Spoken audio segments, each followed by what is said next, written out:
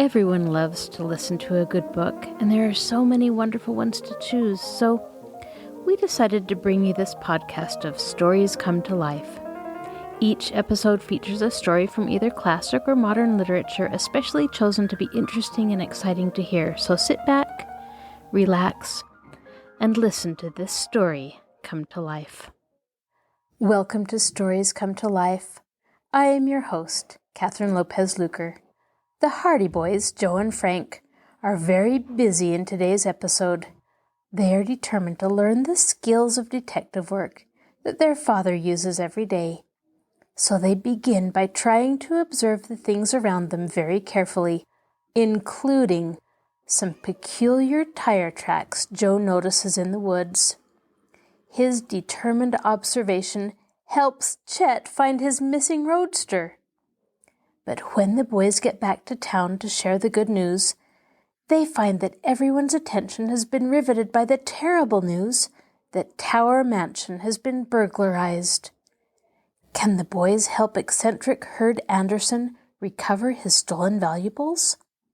Now sit back, relax, and listen to this story come to life. The Hardy Boys in The Tower Treasure. Chapter 6. Tire Tracks. Next day was Saturday, and immediately after breakfast, the Hardy Boys asked their mother to make up a lunch for them, as they intended to spend the day in the woods with a number of their school chums. Mrs. Hardy quickly made up a generous package of sandwiches, not forgetting to slip in several big slices of the boys' favorite cake, and the lads started out in the bright morning sunshine, with the whole holiday before them. They met the other boys, half a dozen in all, on the road at the outskirts of the town, and so, whistling and chattering and telling stories, the group trudged along the dusty highway. Once in a while they would explore along the fences for berry bushes, and occasionally a friendly scuffle would start, to end with both laughing contestants covered with dust. When they reached the crossroads, Chet had not yet appeared, so they rested in the shade of the trees until at length the chubby youth came panting along the road, his lunch under his arm. If only I had my roadster, I wouldn't be late," he said as he came up to them, all out of breath. "I've been so used to it that I've forgotten how long it takes to walk this far." "Well, are we all set?" asked Frank. "Everybody's here. Where are we going?" "What do you say to Willow Grove?" "All those in favor say aye," demanded Chet, and there was a chorus of aye from the crowd. "It's unanimous," Chet decided. "Willow Grove it shall be. Let's go." Willow Grove was about a mile farther on. It was some distance in from the road, and was on the banks of Willow River, from which it got its name. It was an ideal place for a picnic, and as it was somewhat early in the season, it was hardly likely that other parties from the city would be in the grove that day. Frank told the other boys about Chet's adventure with the auto horn, and the story was greeted with shouts of laughter, which were redoubled when Chet told how he had later jumped down from the wagon and run along behind, shouting to Lem Billers to give him a ride. "It was a shame," he confessed. "The poor old chap reined in his horses and made me come up and sit on the seat beside him. He asked me if I had walked very far, and then he told me all about his argument with the policeman and the chauffeur. I could hardly keep my face straight." When the boys reached the lane that led in toward Willow Grove from the main road, they broke into a run and raced into the woods, shouting and yelling like crazy. Once in the friendly shade of the trees, they capered about in the joy of their Saturday freedom. Chet took charge of the lunches and stored them in a convenient clearing, and then began the rush for the river. The day passed in the usual fashion of such days. They swam, they ate, they loafed about under the trees, they played games at imminent risk of life and limb, they explored the woods and otherwise enjoyed themselves with all the happy energy of healthy lads. Joe Hardy, who was an amateur naturalist in his way, went roaming off by himself during the afternoon, while the other boys were enjoying their third swim of the day, and penetrated deeper into the woods. He poked about in the undergrowth, examining various flowers and plants that came to his attention, but discovered no specimens that he had not seen before. He was just on the point of going back to the other lads when he saw before him a small clearing. It was a part of the grove in which he had never been, so he plowed on through the bushes until he found himself in a clearing that appeared to be part of an abandoned roadway. It was in a low-lying part of the grove, and the ground was wet. At one point it was muddy, and in this mud Joe saw something that aroused his curiosity. "Tire tracks, eh? There's been an automobile in here," he muttered to himself. "I wonder how on earth a car could get this far into the woods." Then he remembered his father's remarks on the value of developing his powers of observation. So he went over closer and examined the marks in the mud. That's a strange tread," he thought. "I've never seen a tire mark quite like that before." He gazed at it until he was sure that if he ever saw a similar auto tread, he would recognize it. "That just goes to prove Dad was right," said Joe. "Probably I've seen auto tires like that often, but I've never noticed the markings. And now that I do notice one in particular, it seems strange to me. But I wonder what an automobile was doing in here, and how it came to get here in the first place." However, he gave the matter little further thought and retraced his steps through the woods until he returned to the other boys, who were getting dressed after their swim. "I thought automobiles weren't allowed in Willow Grove," he said casually to Chet Morton. "Neither they are. You have to park just inside the fence." "Well, somebody brought a car right down into the grove." "Oh, they couldn't. There's no road." "Well, there's a sort of a clearing over there," said Joe, motioning in the direction from which he had just returned. "It looks as if it had been a road at one time." That's probably the old creek road. It hasn't been used for years." "Well, it was just used this week. I saw the marks of an automobile tire over there not 10 minutes ago. And it was a mighty peculiar tread, too, like this." And Joe commenced to draw a replica of the design in the sand, using a thin stick of wood as a pencil. Chet Morton stared. "Why," he exclaimed, "there's only one car in the city that has tires like that." "Whose car?" "Mine!" exclaimed Chet, springing to his feet. "Where is this road you found?" Joe Hardy quickly led the way, and all the other boys came trooping along behind, the whole band thrown into a state of great excitement by this unexpected discovery. They all knew that Chet's car was of an unusual make, and that the tires were distinctive. When they reached the clearing, and Chet had examined the imprint in the mud, he exclaimed, "There's no mistake about it. My car has been here. No other car in the city has a tread like that." "Perhaps the car is still around here," suggested Frank quickly. "For all we can tell, the thief may have abandoned it and picked this road as a good place to hide it." "It would be an ideal place," agreed Chet. "This road leads off the main highway, and it isn't often used. Let's take a look around anyway." The boys quickly scattered, some taking one side of the road, the rest taking the other. For a while the search continued without success, but at last Frank and Chet, who were following the abandoned road farther down, gave a simultaneous cry, "Here's a bypath!" Before them was a narrow roadway, overgrown with weeds and low bushes that almost hid it from view. It led from the abandoned road into the very depths of the wood. Without hesitation, the two boys plunged into it.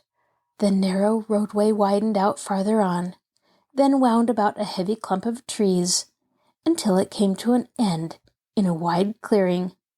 And in the clearing stood Chet Morton's lost roadster. "My car!" yelled Chet in delight. His shout was heard by all the other boys, and the sound of snapping twigs and crackling branches soon told Frank and Chet that the others were losing no time in reaching the scene. Chet's delight was boundless. He examined the car with minute care, in every particular, while the other boys crowded about. At last he straightened up with a smile of satisfaction. "Ha! She hasn't been damaged a bit. All ready to run. The thief just hid the old bus in here and made a getaway. Come on, fellows. We don't walk back home today. We ride." He clambered into the car, and in a few seconds the engine roared. There was sufficient room in the clearing to permit him to turn the roadster about, and when he swung the car around and headed up the bypath, the boys gave a cheer and hastened to clamber on board. Lurching and swaying, the roadster reached the abandoned road, and from there it was an easy run to the main highway, in spite of the fact that it had been left in the bush for probably a week. The roadster was in perfect condition, and the engine ran smoothly. Joe was given the seat of honor beside the driver, because he had discovered the tire marks that had led to the recovery of the car, and the other boys distributed themselves as best they could. They clung to the running boards, hung precariously to the back, and one lad even straddled the hood. In this manner, the triumphal procession returned to Bayport. But as the cheering lads came down the main street, they noticed that there was an unwanted air of excitement in the town. People were standing on the street corners in little groups, talking earnestly, and when the boys spied Detective Smuff of the police force striding along with a portentous frown, they called out to him, "What's on your mind today, Detective? Look, Chet got his car back." "I've something more important than stolen cars to worry about," declared Detective Smuff. "The Tower Mansion has been robbed." Chapter 7. The Mansion Robbery. Tower Mansion was one of the show places of Bayport. Few people in the city had ever been permitted to enter the place, and the admiration the palatial building excited was solely by reason of its exterior appearance. But the first thing a newcomer to Bayport usually asked was, "Who owns that magnificent house on the hill?" It was an immense rambling stone structure, situated on the top of the hill overlooking the bay, and it could be seen for miles, silhouetted against the skyline, like some ancient feudal castle. This resemblance to a castle was heightened by the fact that at each end of the mansion rose a high tower. One of these towers had been built when the mansion was first erected by Major Applegate, an eccentric old army man who had made millions by lucky real estate deals, and had laid the foundation for the Applegate fortune. The mansion had been the admiration of its day, and in its time had seen much gaiety. But as the years passed, the Applegate family became scattered, until at last there remained but Hurd Applegate and his sister Adelia, who continued living in the vast and lonely old mansion. Hurd Applegate was a man of about 60 years of age. He was a tall, stooped man, eccentric in his ways, and his life seemed to be devoted to the collection of rare stamps. He was an authority on the subject, and nothing else in life appeared to hold a great deal of interest for him. The only visitors at the Tower Mansion were stamp collectors from New York, or experts desirous of appraising some new stamp that Hurd Applegate had managed to secure from some remote part of the world. It had often been said in Bayport that Hurd Applegate had accomplished only two things in life.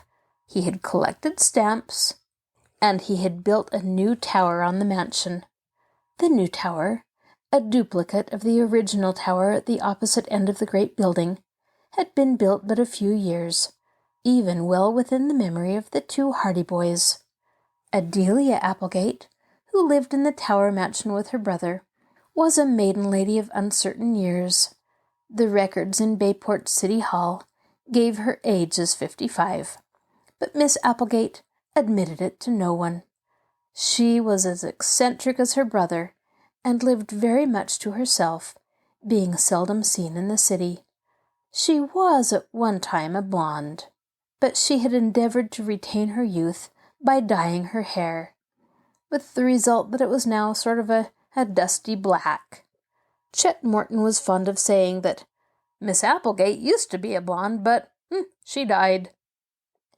She dressed in all colors of the rainbow, and her infrequent excursions into Bayport stores, when she would order the clerks about like so many soldiers, shouting at them in her high, cracked voice, had become historic on account of the wild and colorful garments she would carry off with her.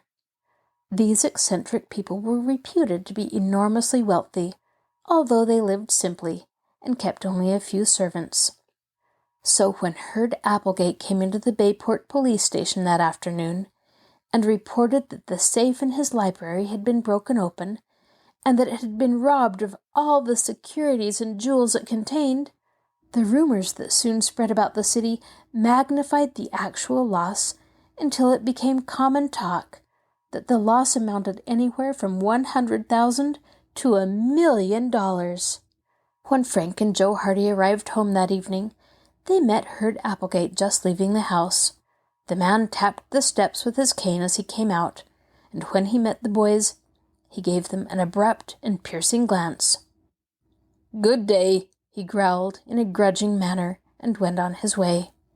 "He must have been asking Dad to take up the case," said Frank to his brother, as soon as Hurd Applegate was out of earshot. They hurried into the house, eager to find out more about the robbery, and in the hallway they met Fenton Hardy, who had just seen Mr. Applegate to the door. "I hear the Tower mansion was robbed," said Joe. Mr. Hardy nodded. "Yes, Mr. Applegate was just here. He wants me to handle the case." "How much was taken?" "Quite curious, aren't you?" remarked Mr. Hardy with a smile. "Well, I don't suppose it'll do any harm to tell you. The safe in the Applegate library was opened. The loss will be about $40,000, I believe." "We heard it was well over $100,000, exclaimed Joe. "Rumors always exaggerate. $40,000 is the figure Mr. Applegate puts it at. And it's quite enough, too. All in securities and jewels." "Wow!" exclaimed Frank. "Quite a haul. When did it happen?" "Either last night or this morning. He didn't get up until after 10 o'clock this morning, and he did not go into the library until nearly noon. Then he discovered the theft." "How was the safe opened?" "It was either opened by someone who knew the combination, or else by a very clever crook. It wasn't dynamited at all. I'm going up to the house in a few minutes. Mr. Applegate is to call for me." "Can't we go along?" asked Joe eagerly. Mr. Hardy looked at his sons with a smile. "Well, if you're so anxious to be detectives, I suppose it's about as good a chance as any to watch a crime investigation from the inside. If Mr. Applegate doesn't object, I suppose you may come along." In a few minutes, an automobile drew up before the Hardy home. Mr. Applegate was sitting in the rear seat, resting his chin on his cane. When Mr. Hardy mentioned the boy's request, he merely grunted assent, so Joe and Frank clambered into the car with their father. They were tremendously excited at the prospect of being on the inside in the mysterious case. While the car bowled along over the city roads toward the Tower mansion, that was gloomily silhouetted against the sky, Mr. Hardy and Mr. Applegate discussed the robbery.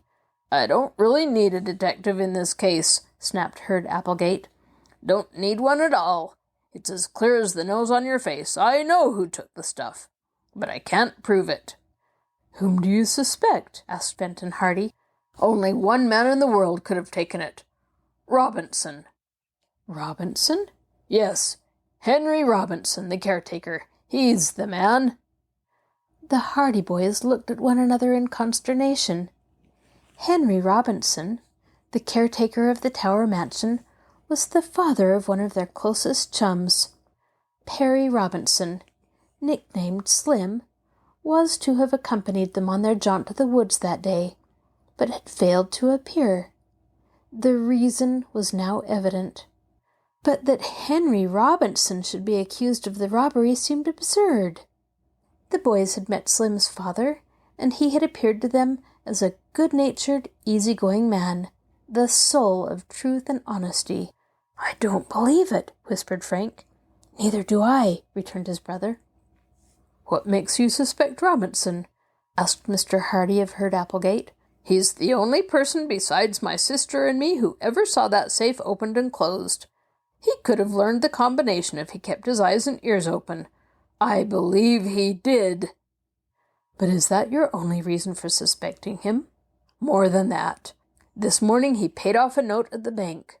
It was a note for $900, and I know for a fact that he didn't have more than $100 to his name a few days ago. The Robinsons have been hard up, for they had sickness in the family last winter, and Henry Robinson has had a hard time meeting his debts since then. Now, where did he raise $900 so suddenly?" "Perhaps he has a good explanation," said Mr. Hardy mildly. "It doesn't do to jump at conclusions." "Oh, he'll have an explanation, all right," sniffed Mr. Applegate. "But it'll have to be a mighty good one to satisfy me." "Luckily, he'll not have to satisfy Mr. Applegate, but we'll have to convince a jury if it gets that far," whispered Joe in his brother's ear. The automobile was speeding up the wide driveway that led to Tower Mansion, and within a few minutes it drew up at the front entrance.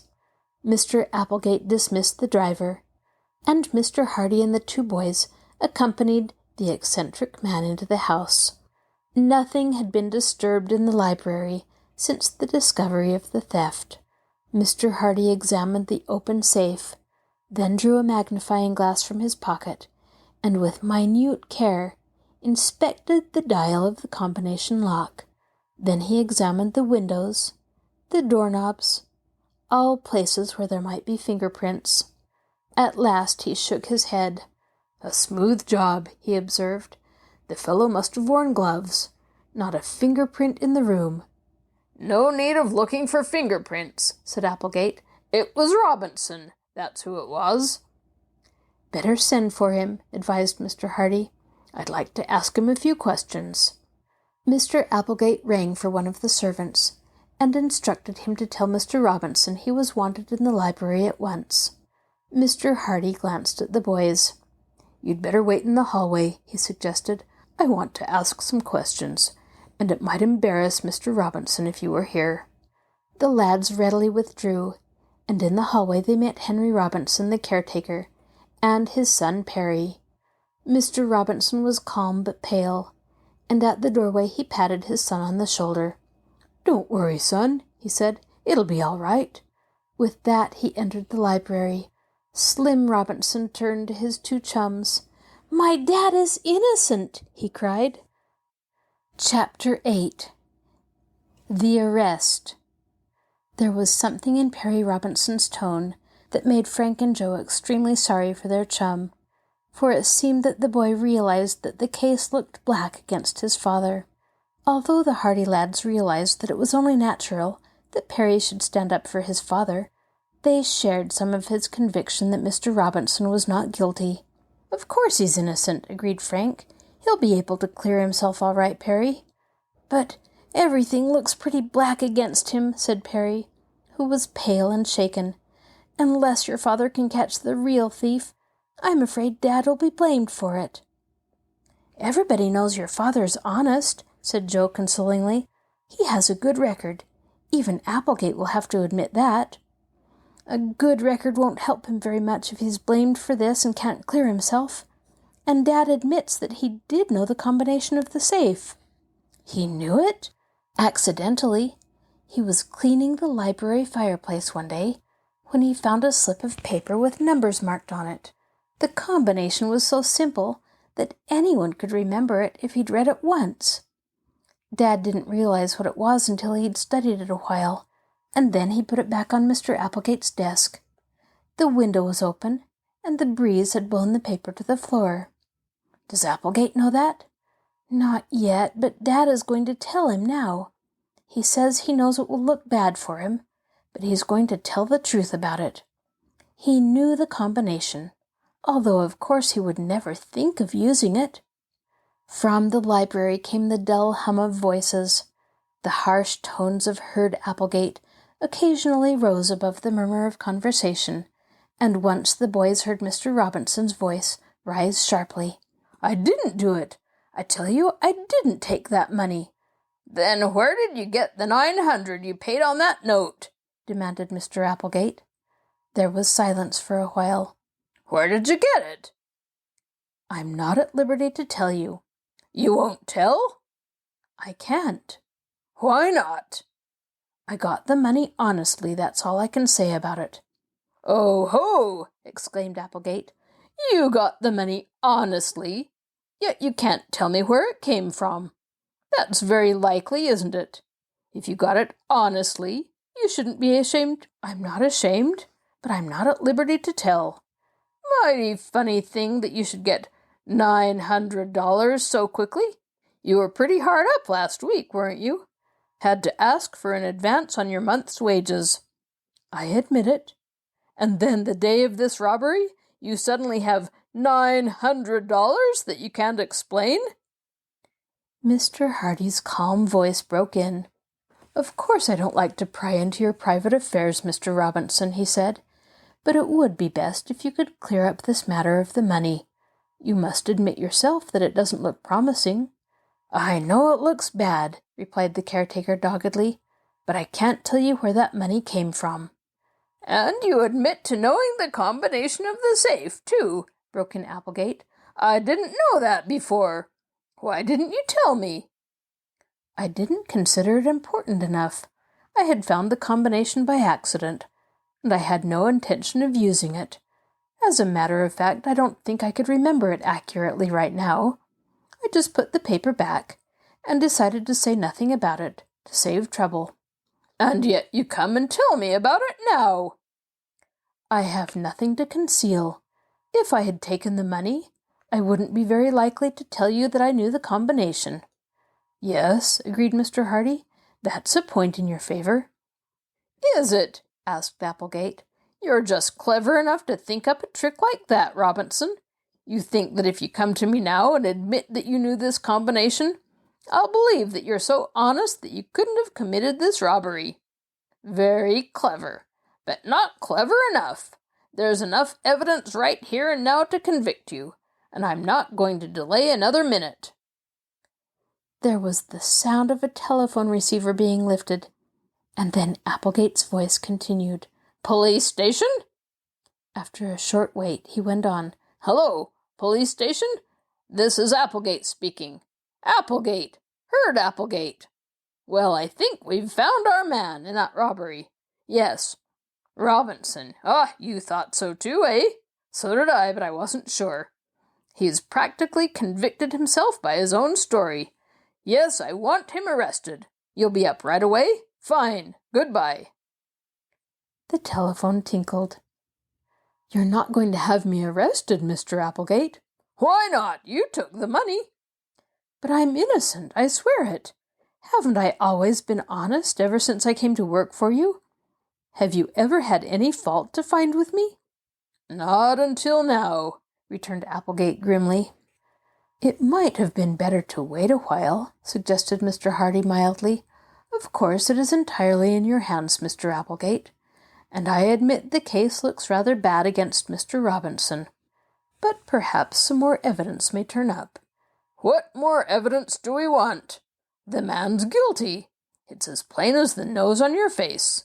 If he wants to return the rest of the jewels and securities, I'll see what can be done toward having the charge reduced.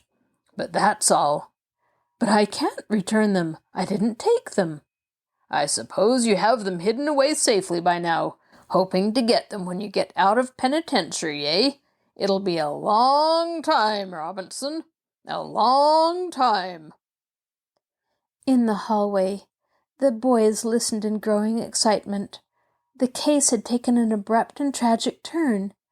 Both the Hardy boys were sorry for their chum Slim, who looked as though he might collapse under the strain. He's innocent, muttered the boy over and over again. I know he's innocent. They can't arrest him. My dad never stole $1 in his life. Frank patted him on the shoulder. Brace up, old chap, he advised. It looks pretty bad just now. But your father will be able to clear himself, never fear. I'll have to tell Mother, stammered Slim. This'll break her heart. And my sisters. Frank and Joe led him down through the hallway and along the corridor that led to a wing of the mansion where the Robinson family had rooms. There, in a neat but sparsely furnished apartment, They found Mrs. Robinson, a gentle, kindly-faced woman, somewhat lame, who was sitting anxiously in a chair by the window. Her 2 daughters, Paula and Tessie, twins, were by her side, and all looked up in expectation as the lads came in. "Bad news, son?" asked Mrs. Robinson bravely, after she had greeted the Hardy boys. "Bad, Mother." They're not arresting him," cried Paula, springing forward. Perry nodded dumbly. "But they can't," cried Tessie protestingly. "He's innocent. He couldn't do anything like that. It's wrong." Mrs. Robinson began to cry, quite silently. Perry went over to his mother and awkwardly patted her shoulder, his face white and stern. The twins gazed at one another with desperate eyes.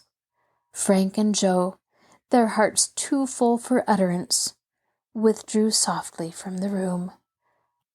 Chapter 9. Red Hair. The arrest of Henry Robinson caused a sensation in Bayport, for the caretaker of Tower Mansion was one of the last men in the city whom one would have suspected of dishonesty.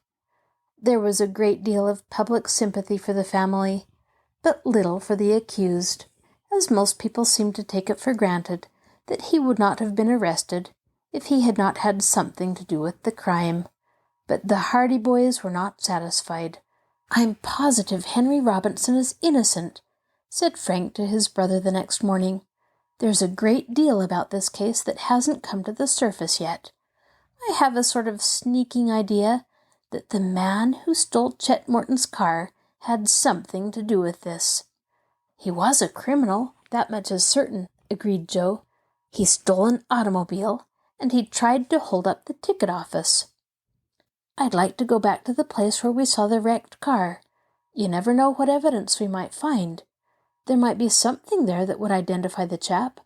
"I'm with you. Let's go this morning." So within the hour, the boys were on their motorcycles, speeding along the shore road toward the place where the speed fiend's car had been wrecked in the bushes.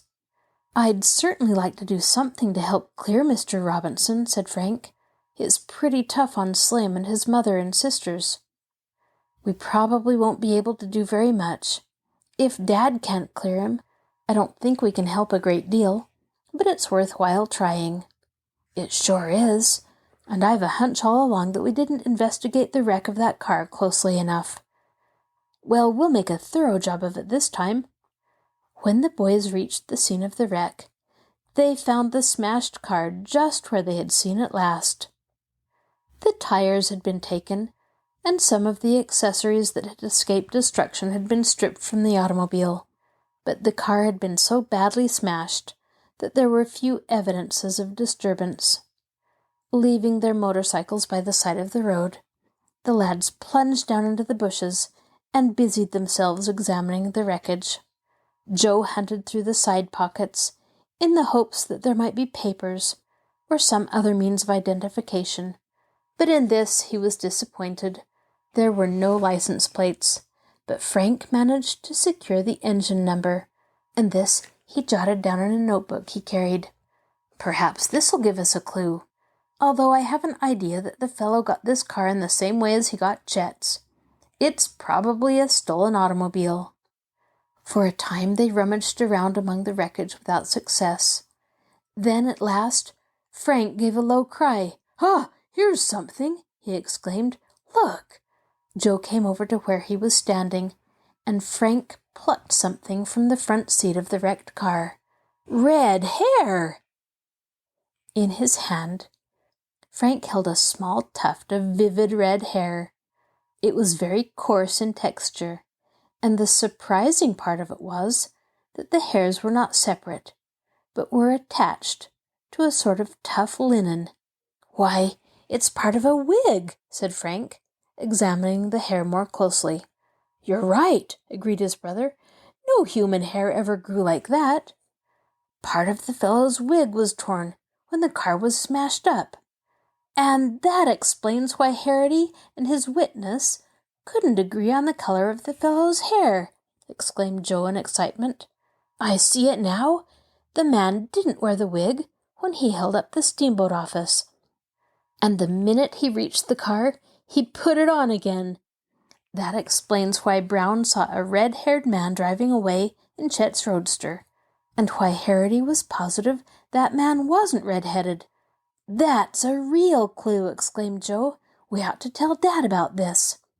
"And we will, too," said Frank, beginning to scramble through the bushes back toward the road. He put the fragment of the red wig carefully in an inner pocket, and then the Hardy boys started back toward Bayport. The clue was slight, of course, but still it served to clear up the disagreement as to the color of the hold-up man's hair.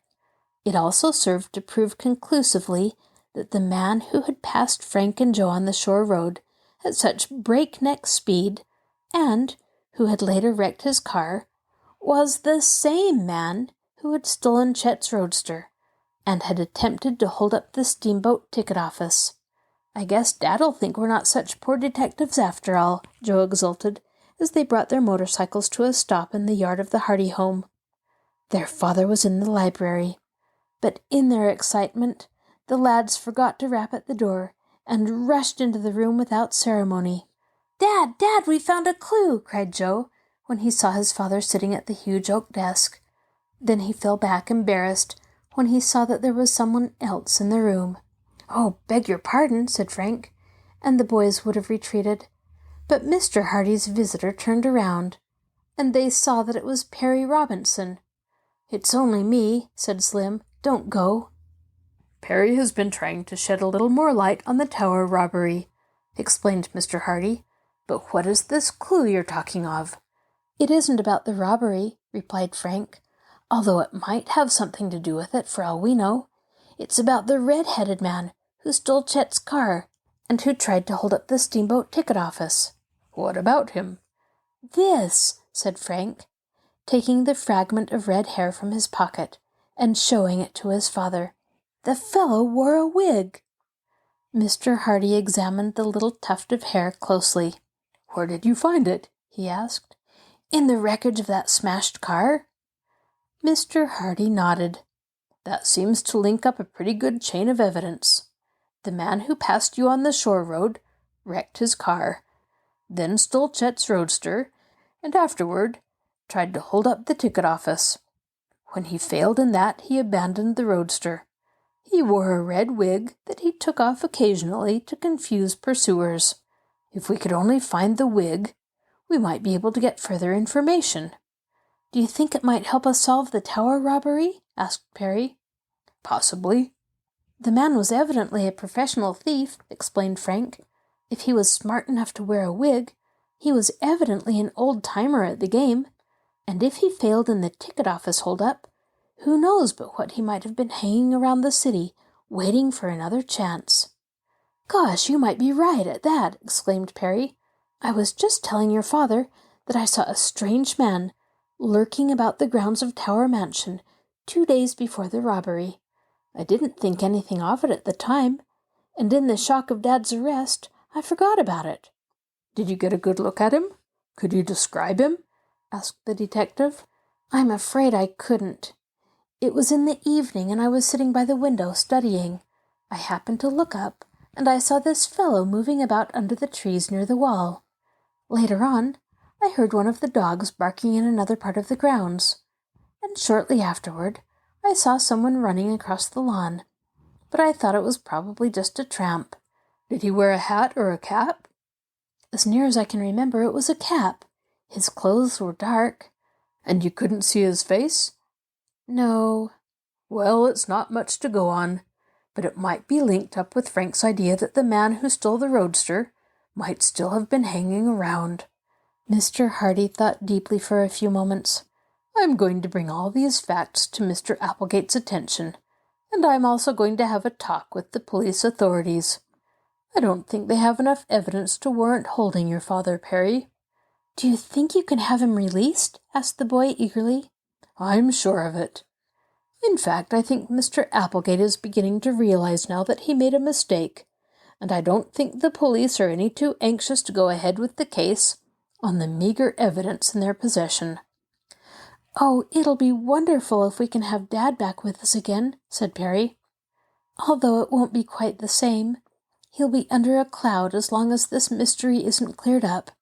And of course Mr. Applegate won't employ him any more." "All the more reason why we should get busy and clear up the affair," returned Mr. Hardy. "You boys can help." "How?" "By keeping your eyes and your ears open, and by using your wits.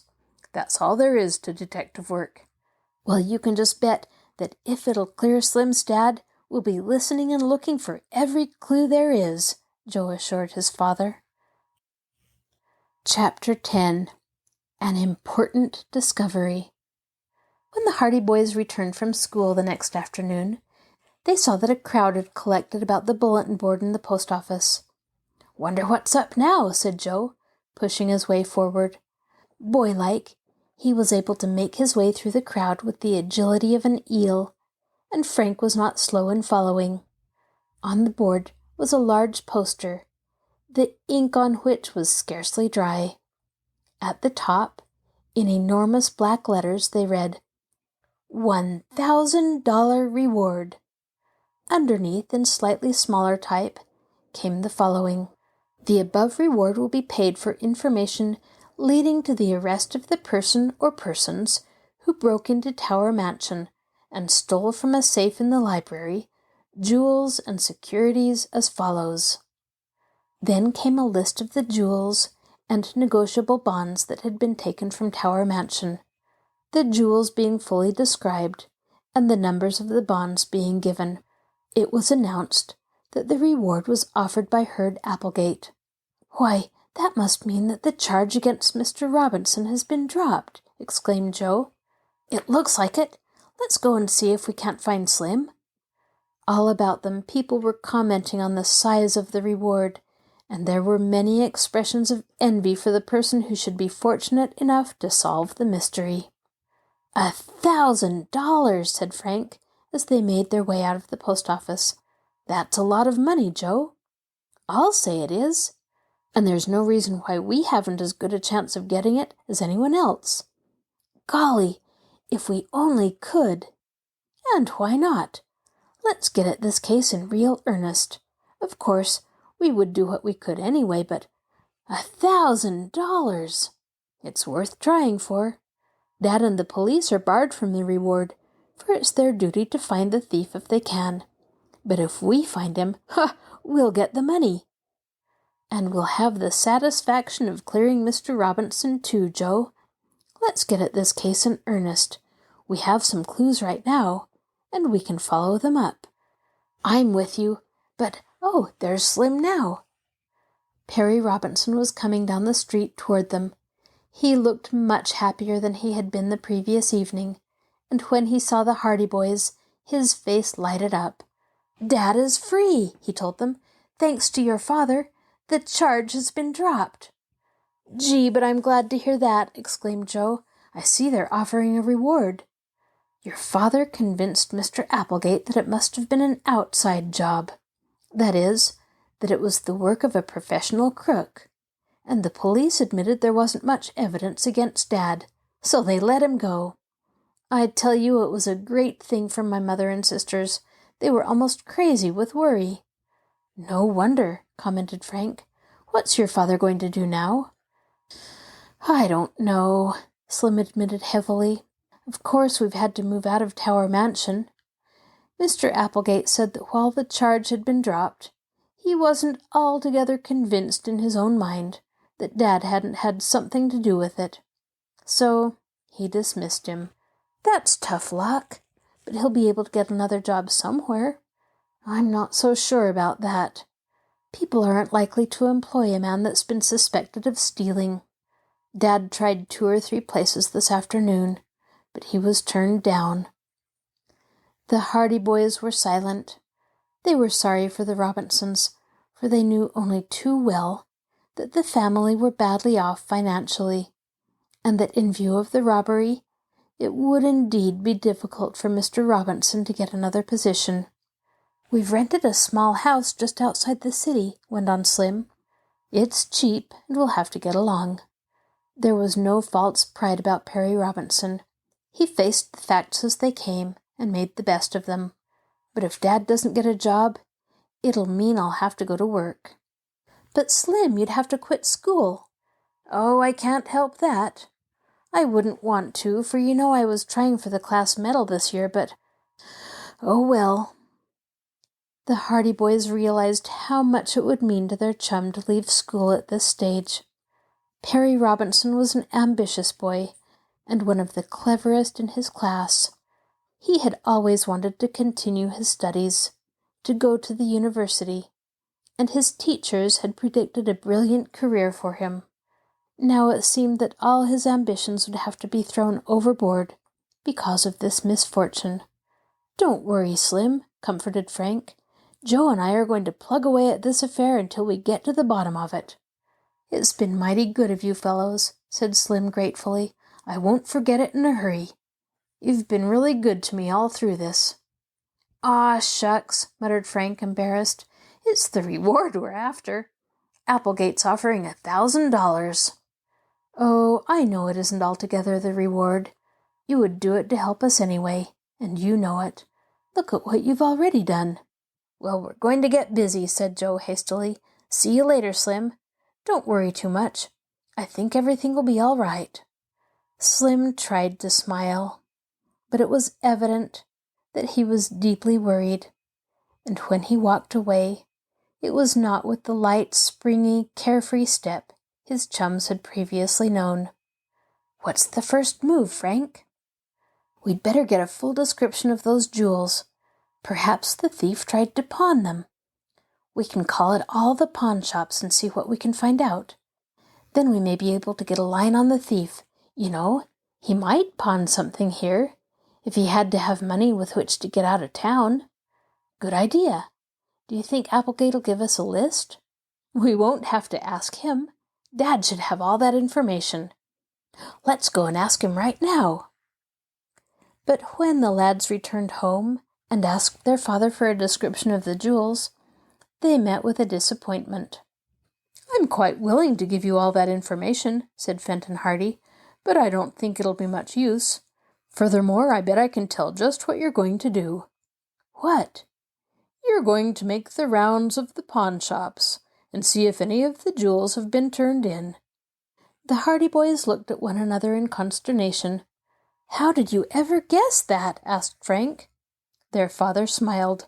"Because it's just what I have already done. Not an hour after I was called in on the case, I had a full description of all those jewels sent to every pawn shop in the city.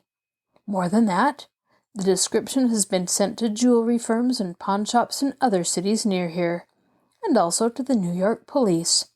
Here's a duplicate list if you want it, but you'll just be wasting time by going around to the shops. They're all on the lookout for the stuff." Mechanically, Frank took the list.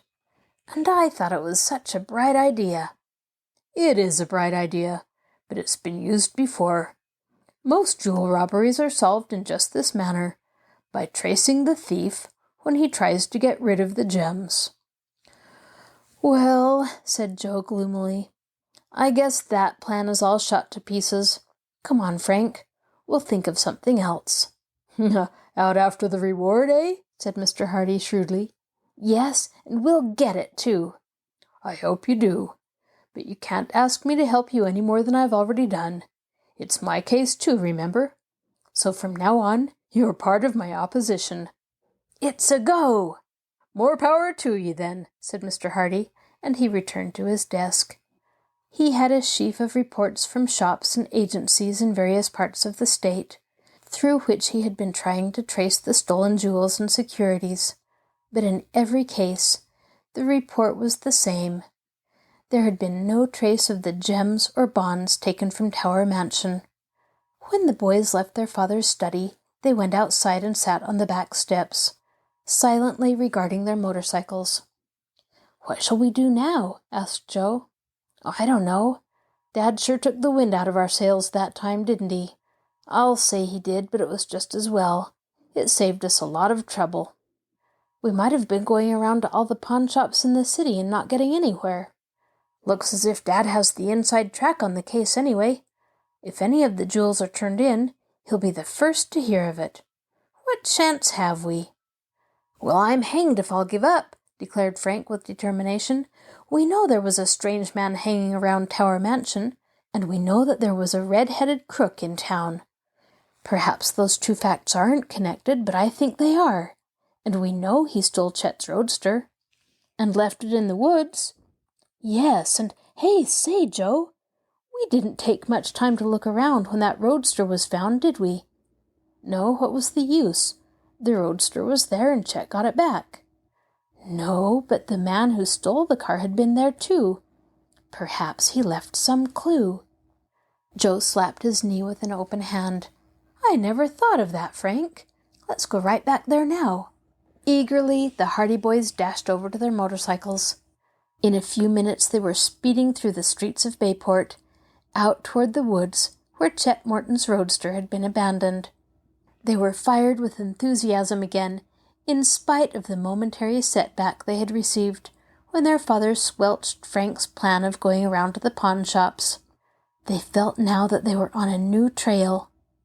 They came to the abandoned road that led into the woods, and they brought their motorcycles as far as possible, finally leaving them by the roadside and going ahead on foot. Frank located the place where the roadster had been driven off into the woods, for the trees were still bent and broken, and the two boys plunged into the depths of the thickets. At last, the Hardy Boys emerged into the little cleared space where the roadster had been found. Everything was just as they had left it. They examined the ground carefully. "He might have dropped letters from his pocket or something," said Joe hopefully, as they explored the clearing. But the auto thief had not been so careless. There was not even a footprint, for the boys had trampled the ground thoroughly after the roadster had been discovered. "If I had only thought to look for footprints at the time," groaned Joe in disappointment. "Or fingerprints. He must have left fingerprints somewhere about the car. If he was a professional crook, we could have traced him easily." "Too late now. Chet has had the car washed since then. We didn't think of it in time." Their search was without success, and the Hardy Boys were about to give up in disappointment when Frank left the clearing and began to hunt about in the bushes. "I guess we might as well go home," said Joe. "We've come hunting for clues too late. If we had any sense, we would have looked for fingerprints and—" He was interrupted by a shout from his brother. "Joe, come here, quick! I've found something!" There was no mistaking the excitement in Frank's voice. Joe lost no time in scrambling through the bushes until he reached his brother's side. Frank was standing in the midst of a thicket, holding up something red and bushy. It was a wig. "The red wig!" exclaimed Joe, his eyes widening. "Not only the wig," replied Frank, "but this." And he bent over to pick up a battered hat from the ground. "And this." Whereupon he picked up a worn coat. "They belong to the crook." It couldn't have been anyone else.